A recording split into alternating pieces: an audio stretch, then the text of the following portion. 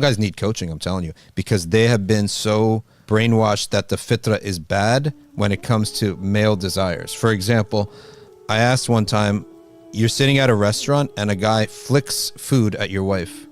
You turn around, the guy looks at you straight in the eye and says, yeah, I did it. What do you do? You know what like 99% of the guys would say, there's a fight right there. Even if I'm not winning, I got to put up the fight. At least in front of my wife, I got to put up a fight, even if I don't want to. You know what this guy said? He said, I wouldn't really do anything because it would be bad for dawah.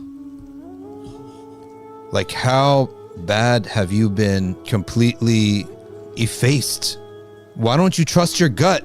Trust your gut and go with the fitrah. If not, take it by transmitted from people with more experience than you. That has to be a fight right then and there. Not thought about, not with words. He used actions. Actions are going to be repelled with actions, not with words. And I've done it too. I've done that, so I'm very proud of it. I had 3 fights.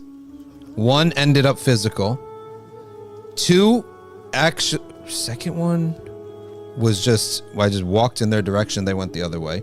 The third one, it was 1-on-4 in Baltimore, right?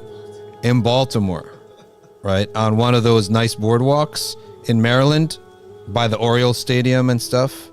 It's a gorgeous area. Everyone goes there for vacation. And these 3 guys made a comment. So I started walking their direction, not having a clue what's going to go on. It's 1-on-3, right? 4 guys. I start walking their direction. 1-on-4. I had no clue, but I knew I had to do something, right?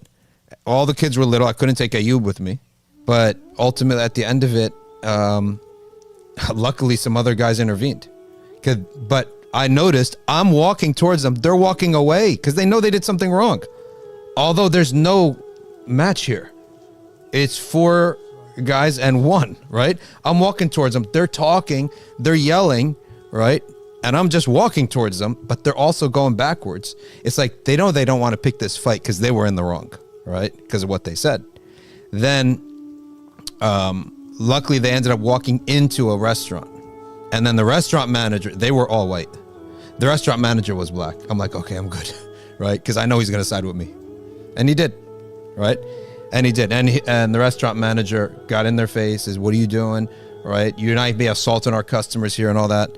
Even though I wasn't even a customer. He thought I was a customer, right? Point being, this is how it has to be.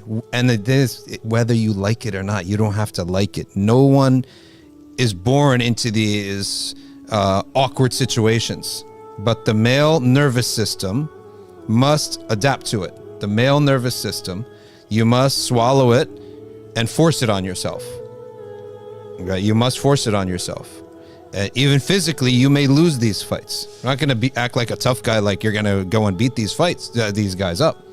And even this one is not going to happen. This one is going to be bad. But it has to be done. And that's honestly one of the things that need to be talked about. It needs to be talked about. How to be in those situations. Because you know those situations, you want to look at it, it's the right thing to do.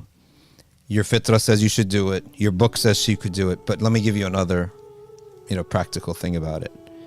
You basically will be king for the next year, right? As long as that thing is remembered. Like, you did your job. You actually did it. It's not just protector in name. You actually did it, right? You're going to be rewarded very well in life when you behave like that.